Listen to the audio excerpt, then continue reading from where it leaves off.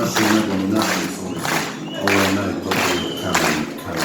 Zakłada spokojstwo do swojego końca.